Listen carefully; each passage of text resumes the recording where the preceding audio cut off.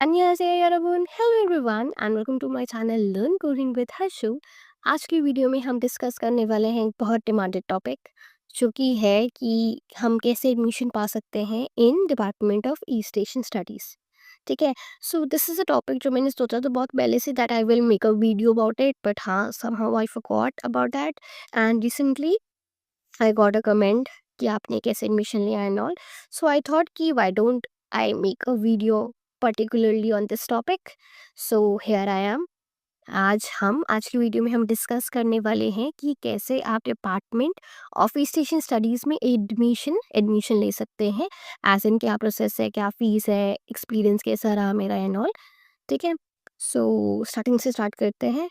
तो जिनको नहीं पता department of East Asian studies क्या है, वो एक डिपार्टमेंट है, नाम से पता चला डिपार्टमेंट है जहाँ पे हम ईस्ट एशियन स्टडीज़ यानी कि चाइनीज़ हो गई, कोरियन हो गई, जापानीज़ हो गई, उनकी स्टडीज़ के लिए बना हुआ है। ठीक है। And they offer different different courses, तीनों लैंग्वेज के अंदर कोर्सेज ऑफर करते हैं। Otherwise there is MA in East Asian studies as well. ठीक है। तो बात ये होती है कि अगर आपको कोरियन में एडमिशन लेना है तो they have two different thing. ठीक है। एंड इसकी सब कुछ स्टार्ट करने से पहले, ठीक है, पहली बात एक क्राइटेरिया बता देती हूँ। ठीक है। तो if you have done your graduation then only आप इसमें एडमिशन ले सकते हैं। ठीक है। They offer post graduation diploma courses. ठीक है। तो अगर आपकी ग्रेजुएशन नहीं हुई you can't take admission in it. ठीक है। बट अगर आपकी हुई हुई है तो you can look more in this video. तो आप इस वीडियो को आगे देख सकते हैं। देयर आर टू कोर्सेज जो कि ऑफर करते हैं ये लोग, as in they have KF1 and KF2। ठीक है। इससे मतलब होता है KF1 stand for Korean full time 1। ठीक है। KF2 Korean full time 2। ठीक है। दैट मीन्स ये जो department of East Asian studies है ये फुल टाइम कोर्स प्रोवाइड करता है। ठीक है। हर रोज़ क्लासेस होती हैं इनकी। ठीक है। इसके अलावा जो KF1 होता है, यहाँ पे जो बुक कवर करी जाती है वो भारतीय कोरियन बेसिक। कोई भी अगर आप दिल्ली यूनिवर्सिटी देखो, वहाँ पे भारतीय कोरियन बेसिक बुक पढ़ा रहे होते हैं। ठीक है। तो यहाँ पे भी वही बुक कवर करी जाती है। KF1 के अंदर जो होती है बेसिक बुक और इंटरमीडिएट बिगनर बुक और इंटरमीडिएट बुक को पढ़ाया जाता है। वेयरएज़ एडवांस के अंदर we have the advance book. उसके अलावा कुछ एक्स्ट्रा थोड़ा बहुत कवर करा देते हैं, बट इतना कोई अलग नहीं होता, वही बुक कवर होती है। ठीक है। तो आई होप कि हमें बाइफर्केशन समझ आ गया। अब देखते हैं कि एडमिशन का प्रोसेस कैसा है। ठीक है। तो इसके लिए एज आई फर्स्ट मेंशन कि आपका ग्रेजुएशन होना इज़ कंपलसरी। ठीक है। उसके बाद अगर आपको एडमिशन चाहिए तो इन जून जुलाई दे हैव देयर, लाइक मई जून जुलाई के बीच में आपको इनकी वेबसाइट कॉन्टिन्यूसली देखनी है। क्यों? क्योंकि कभी भी एडमिशन की डेट निकाल देते हैं। एंड जनरली मेरे टाइम में they I have my exam in June and July only, और अगस्त में हमारी क्लासेस स्टार्ट हुई थी। ठीक है। तो वेबसाइट हमेशा ध्यान से देखिएगा कि कब एडमिशन हो रहे हैं एंड ऑल। ठीक है। सो KF1 के केस में दे हैव स्लैट एग्जाम होते हैं, एंट्रेंस एग्जाम होते हैं। ठीक है। KF1 है दैट मीन्स कि बिल्कुल ही बिगनर से आपने पढ़ना है। ठीक है। अब बिगनर से पढ़ना है तो आपको ऑफ कोर्स लैंग्वेज से रिलेटेड क्वेश्चन तो नहीं देंगे। वो काइंड ऑफ एक एप्टीट्यूड टेस्ट होता है जिसके अंदर, जिसको इफ़ यू वांट आप उनकी वेबसाइट पे जाके they have some paper as well, slat paper, जिसे आप डाउनलोड करके देख सकते हैं कि इसका पैटर्न कैसा होता है। जैसे कि हो गया कि मैंने बोला A1 है, B2 है, 3 5 है, तो ऐसे करके BCA क्या होगा। ठीक है। And they have multiple choice question like that. ठीक है। आपको एप्टीट्यूड टेस्ट करने के लिए कुछ क्वेश्चंस होंगे। ठीक है। एंड उसमें अगर आप पास हो गए, ठीक है, उस हिसाब से कट ऑफ निकलती है। एंड अगर आप उसमें पास हो गए देन आपको एडमिशन हो जाता है सिंपली। एंड नहीं होते तो एज यूजुअल नहीं होता। ठीक है। बट अगर आप KF2 में ले रहे हैं, जैसे कि मैंने दिया था, मेरे केस में मुझे कोरियन पहले से आती थी, उससे पहले ही मैंने डिप्लोमा कोरियन में करा हुआ था। तो I have full like almost 2 years knowledge in this subject मुझे पहले से थी। तो मैंने जब KF2 दिया, I have to give one entrance exam जिसके अंदर जो मैंने पढ़ा हुआ है पहले प्रीवियस नॉलेज के बेसिस पे मेरा टेस्ट हुआ था। ठीक है। एंड ये टेस्ट सिर्फ हमने नहीं दिया था, एज एन जो KF1 वाले होते हैं उनको भी, if they want to get into KF2, KF1 से KF2 जाना है तो उनको भी एंट्रेंस एग्जाम देना होता है। तो कंपलसरी तो था। ठीक है। इसके अंदर जो भी आपने पढ़ा हुआ है, रैंडम पेपर आता है। लैंग्वेज से रिलेटेड किसका वर्ड का होगा, मतलब क्या होगा, पैराग्राफ दे दिया ट्रांसलेट करने के लिए, रीडिंग पैसेज हो गया, ऐसे-ऐसे नॉर्मल क्वेश्चंस आते हैं। तो उसके अकॉर्डिंग कोई ऐसे पर्टिकुलरली फॉर्मेट नहीं होता पेपर का कि यही आएगा, ये यही पढ़ के जाना है, बट जो पढ़ा हुआ है उसके बेसिस पे ही आता है। इतनी नॉलेज होती है एंड उसी के बेसिस पे एंट्रेंस एग्ज़ाम आता है। एंड अगर आपका क्लियर हो जाता है, आपको बेकायदा ईमेल आता है कि आपका क्लियर हो गया। उसके बाद you have to go to an आपको दोबारा एक बार जाना पड़ता है डिपार्टमेंट में अपनी सर्टिफिकेट शो करने, एज एन 10th की 12th की ग्रेजुएशन हुई है तो उसकी डिग्री, नहीं हुई तो आपको I believe you have to write a letter और समथिंग, उससे साइन करना होता है, ऐसा कुछ होता है। तो मेरी इसमें ऐसी कोई प्रॉब्लम नहीं हुई थी, तो उसका पर्टिकुलरली मुझे नहीं पता, but you can ask them, इतना कोई वो नहीं है, दे हैव देयर ऑफिस, वहाँ पे डिपार्टमेंट का ऑफिस भी है, तो हम वहाँ जाके पता कर सकते हैं, ठीक है? पर डिपार्टमेंट वहाँ वो कुछ करने की बात बहुत बाद में आती है, पहले बात आती है कि आप पेपर के लिए प्रिपेयर हों और उसे अच्छे से दें, ठीक है? तो yes, we have talked about the institution, we have talked about KF1 KF2 entrance exam, ठीक है? अब मैं सिंपल सीधी बात बताती हूँ, ठीक है? दैट इज़ सबको जानने की क्यूरियोसिटी होती है, that is fees, admission fees कितनी होएगी? सो इसके अंदर बहुत ही मिनिमम फ़ीस होती है। मेरे केस में last year I have done, so मतलब लास्ट ईयर ही मेरा कंप्लीट हुआ था, तो my fees was 5000 rupees for, ये लगा लो 10 से 12 महीने जो भी क्लासेस होती उसके सिर्फ़ और सिर्फ़ मैंने 5000 रुपए पे करे थे, यस, ठीक है?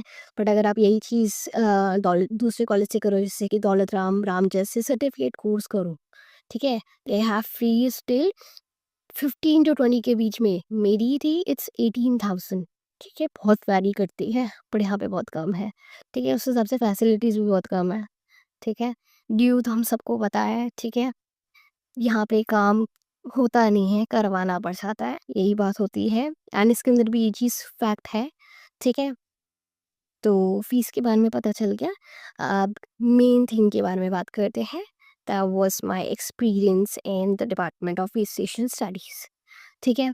तो मैं बिल्कुल सच-सच बताऊँगी, क्या हुआ था। इनिशियली व्हेन अगस्त में हमारी क्लासेस स्टार्ट हुई थी, at that time we don't have any staff, तो सिर्फ एक परमानेंट टीचर था, ठीक है? वी हैव वन सर जो हमें कोडिंग पढ़ाते थे, एंड इस वजह से क्योंकि और टीचर नहीं थी, तो हमारी क्लासेस इतनी रेगुलरली नहीं होती थी, ठीक है? बहुत कम-कम क्लासेस हो रही हैं, ऐसे ही पढ़ रहे हैं, खुद ज़्यादा एफर्ट्स देने पड़ जाते थे, ये बात होती थी, ठीक है? एंड आफ्टर दैट लाइक लगा लो कि आफ्टर ऑलमोस्ट 1 सेमेस्टर के बाद वी गेट आवर होल, मतलब सारी टीचरें आई, ठीक है? तो उसके अलावा we have one other Indian teacher and 3 more Korean teacher, ठीक है? तो एक जो बेस्ट वन मुझे यहाँ पे लगी was that we have native Korean teacher, ठीक है? 3 कोरियन टीचर थे जिसके लाइक 5 डेज़ थी, तो एक दिन Indian teacher, then Korean teacher, Indian, Korean, Korean teacher, ऐसे करके क्लासेस होती थी, ठीक है? तो कोरियन टीचर के साथ बात ये होती थी कि since they don't know English और हिंदी, तो जो सिर्फ माध्यम होता था बात करने का वाज़ इन कोरियन, ठीक है? तो इसकी बदौलत, इसकी वजह से, ठीक है, जो कि कुन में देखूँ तो पुणे पैटर्न है, ठीक है? इसकी वजह से कोरियन जो बोलने की होती है, लाइक स्पीकिंग जो होती है कोरियन में, वो बहुत इम्प्रूव्ड होती है। इसकी वजह से I have improved that thing, ठीक है? तो वो चीज़ अच्छी थी, बट बिल्कुल ही लास्ट में आई थी तो हमें लगा ये क्या है, सिर्फ 2-3 महीने हम कर पाए एंड ऑल, ठीक है? बट ये थिंग है, ठीक है? अगर आप दिल्ली यूनिवर्सिटी से पढ़ रहे हो तो मेन एफर्ट्स जो होंगे वो आपकी साइड से होंगे, ठीक है? वो वही जैसे होते हैं स्कूल में बुक कवर करा देते हैं, वो भी वही करेंगे, बुक कवर करा देंगे। एफर्ट्स सारे आपको डाल के प्रिपेयर करना पड़ेगा, ठीक है? तो ये सब होता है, एंड इसके अलावा लाइक हमारे 3 एग्ज़ाम्स होते थे, ठीक है? तो अगर मैंने बताया कि 2 बार एग्ज़ाम होते थे, तो 2 बार पहले सेमेस्टर में 3 एग्ज़ाम, दूसरे सेमेस्टर में 3 एग्ज़ाम होते थे, ठीक है?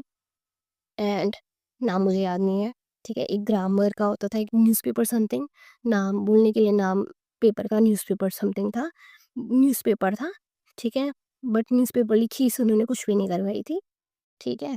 सो वही वही आता था, ट्रांसलेशन होगी, पैराग्राफ लिखना हो गया, कॉन्वर्जेशन होगी, ये सब ही आता था, ठीक है।